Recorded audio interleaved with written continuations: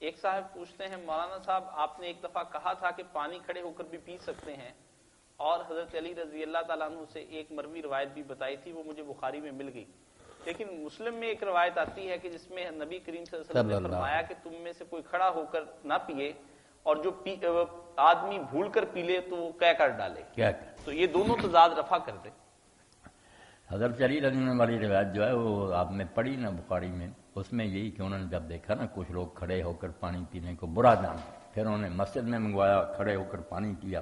اور کہا میں نے اسی لیے کیا کہ پتہ چلا لوگ اس کو غلط سمجھتے ہیں، حالانکہ میں نے رسول اللہ کو کئی مرتبہ دیکھا کہ آپ نے اسی طرح پیا.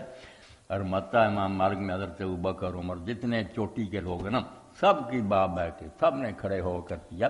اس لیے کھڑے ہو کر پانی پینا بالکل جائز ہے. باقی اگر بیٹھ کر کوئی سکون سے پیتا بسم اللہ اچھی بات ہے، آرام سے پی لے، مگر ہے جائز. جو ہے نا کہہ کر دے،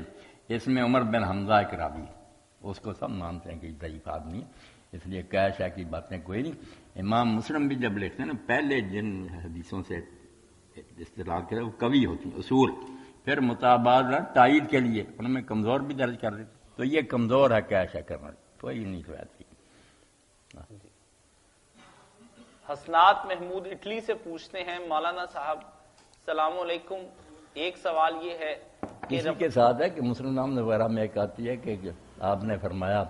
کہ تم میں سے کوئی پسند کرتا ہے کہ اس کے ساتھ بلا بھی پانی پیے، اسی پیالے میں تم پیے اور اسی میں بلا، تو لوگوں نے کہا نہیں کہ فرمایا تمہیں اگر پتا ہو کہ تمہارے ساتھ کون اس وقت پی رہا، بلے سے برا شیطان پی رہا کھڑے ہو کر، یہ بھی کمزور بات ہے، یہ نہیں پکی باتیں. پینا کھڑے ہو کر جائز، بیٹھ کر جاتا بہتر.